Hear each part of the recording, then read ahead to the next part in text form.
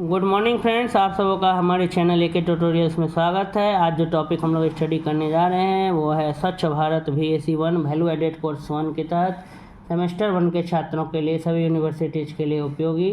आइए हम लोग पढ़ते हैं। शरीर के विभिन्न अंगों की साफ सफाई के लिए एक परियोजना प्रस्तुत करें। Describe the plan for cleaning different parts of the body. तो पर्सनल हाइजीन से रिलेटेड ये टॉपिक है, खुद की स्वच्छता, व्यक्तिगत स्वच्छता। तो शरीर के विभिन्न अंगों की साफ सफाई के लिए एक परियोजना प्रस्तुत करना है, एक प्लान बताना है। Describe the plan for cleaning different parts of body. आइए पढ़ते हैं। शरीर के विभिन्न अंगों की सफाई निम्न रूप से की जानी चाहिए। शरीर के जो अलग अलग जो अंग हैं उनकी सफाई जो है वो निम्न रूप से की जानी चाहिए। पहला है सिर की सफाई। सप्ताह में 1 या 2 बार सिर की सफाई जो है शैम्पू या किसी अन्य चीज़ सिकाकाई से करनी चाहिए। तो सप्ताह में करा 1 या 2 बार सिर की सफाई शैम्पू या किसी अन्य चीज़ सिकाकाई से करनी चाहिए। दूसरा इसमें लिखा है आँख, कान और नाक की सफाई। अपनी आँखों को हर रोज़ साफ पानी से धोएं। ठीक है, आँख की सफाई के लिए लिखा है कि अपनी आँखों को हर रोज़ साफ पानी से क्या करें, धोएं। कान की सफाई में लिखा है कि कान में गंदगी जमने से हवा का रास्ता रुक जाता है और इससे दर्द भी होता है, इसलिए सप्ताह में 1 बार रुई से कानों को साफ करें। ये नहीं कि पेन से या कोई नुकीला चीज़ से नहीं सफाई करना है, लोहा का टुकड़ा से, ये सब से नहीं, रुई से सफाई करना है। कान में गंदगी जमने से हवा का रास्ता रुक जाता है और इससे दर्द भी होता है, इसलिए सप्ताह में 1 बार रुई से कानों को क्या करें, साफ करें। फिर है नाक की सफाई। तो नाक से निकलने वाले पदार्थ सूख कर जमा होते हैं और बाद में नाक को क्या कर देते हैं, बंद कर देते हैं, इसलिए जब ज़रूरत हो नाक को साफ करते रहें। बच्चों को जब सर्दी हो या नाक बहता हो तो मुलायम कपड़े से बच्चों की नाक को क्या करें, सफाई करें। तो नाक की सफाई से संबंधित था। अगला है मुंह की सफाई। मुलायम टूथ पाउडर और पेस्ट दांतों की सफाई के लिए उचित है। हर दिन 2 बार ब्रश करें। पहली बार सुबह में जैसे ही आप जगें और फिर रात को बिस्तर पर जाने से पहले। ठीक है, ये मुंह की सफाई। मुलायम टूथ पाउडर और पेस्ट दांतों की सफाई के लिए उचित है। हर दिन 2 बार ब्रश करें। पहली बार सुबह में जैसे ही आप जगें और फिर रात को बिस्तर पर जाने से पहले। कोयले का चूर्ण, नमक या खुरदरा पाउडर का इस्तेमाल करने से दांत के बाहरी हिस्से पर खरोंच पड़ जाते हैं। क्या है, अगर खुरदरा पाउडर है या नमक या कोयले का चूर्ण तो इससे दांत के हिस्से पर खरोंच पड़ जाते हैं, परंतु इससे दांत भी पूरा चमकता है सफाई करने, ये भी बात है, परंतु खरोंच आ जाता है।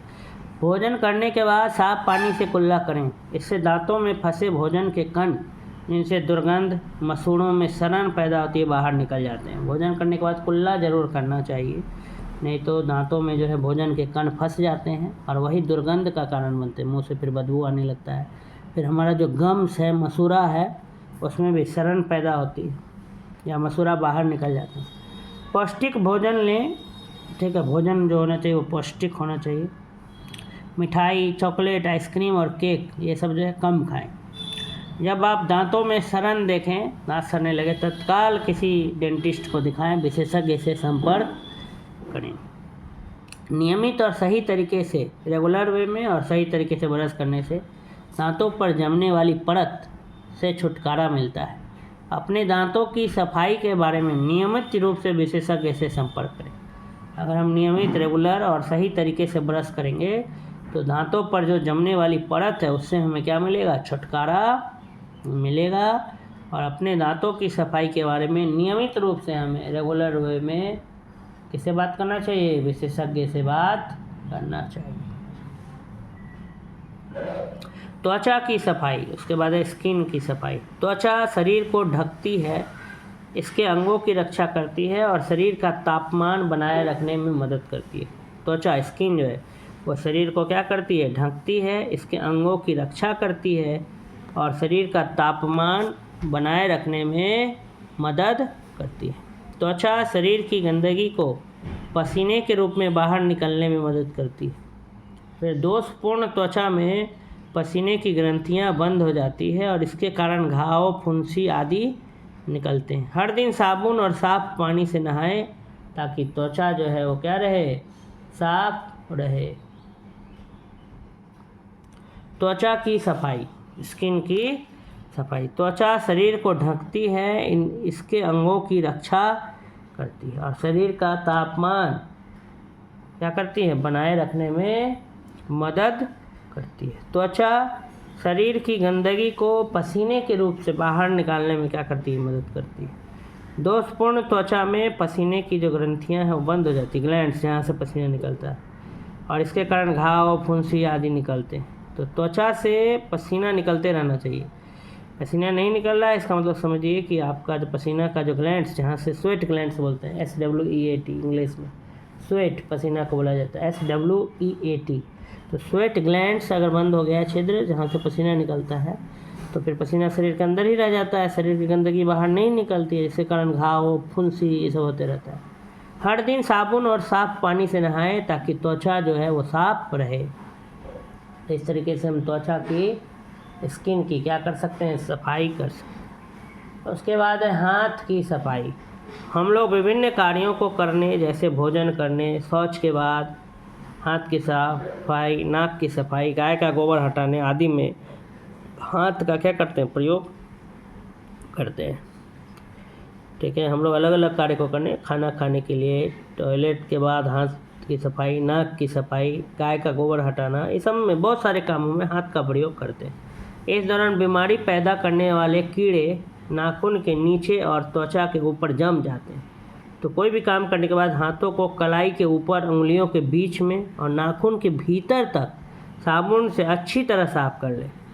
अगर कोई भी काम अगर हम कर रहे हैं सफाई वाला, तो उसको करने के बाद हाथों को कलाई के ऊपर, उंगलियों के बीच में और नाखून के भीतर तक साबुन से अच्छी तरह साफ कर लें। विशेष रूप से खाना पकाने और खाने के पहले हाथ जरूर धोएं, इससे कई बीमारियों पर रोक लगती है। अपने नाखून नियमित रूप से काटें, रेगुलर बेस। नाखून को चबाने और नाक खोदने से बचें। बच्चे कीचड़ में खेलते हैं, उन्हें भोजन से पहले हाथ धोने की आदत सिखाएं। खाना खाने से पहले खून, मैला, मूत्र या काई को छूने से बचें। उसके बाद शौच के बाद सफाई। मल या मूत्र त्याग के बाद अपने अंगों को साफ पानी से धोएं।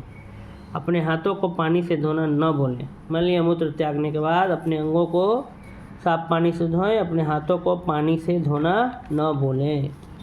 दूसरा, शौचालय, टॉयलेट्स या स्नानागार और आसपास के इलाके को साफ रखें और खुले में शौच करने से बचें। ओपन डेफिकेशन नहीं करें, टॉयलेट्स में ही टॉयलेट जाएं। यदि आपको जननांग में किसी प्रकार का संक्रमण दिखे तो तत्काल डॉक्टर से संपर्क करें और सुरक्षित सेक्स के लिए कॉन्डोम का इस्तेमाल करें। तो ये जो है कुछ थी, प्लानिंग थी, जिससे हम different parts of the body को क्या कर सकते हैं, साफ रख सकते हैं। शरीर के विभिन्न अंगों की साफ सफाई के लिए एक प्लानिंग था, ये क्वेश्चन था, तो इसको हमने डिस्कस कर लिया। आप सबों को हमारे चैनल एके ट्यूटोरियल से जुड़ने के लिए धन्यवाद। अगर आपने अब तक मेरे चैनल को सब्सक्राइब नहीं किया है तो कृपया करके चैनल को सब्सक्राइब कर लें। और ये वीडियो आपको कैसा लगा तो कमेंट सेक्शन में जाके कमेंट करें और वीडियो को लाइक करना ना भूलें। अधिक से अधिक लोगों तक वीडियो को शेयर करें। धन्यवाद।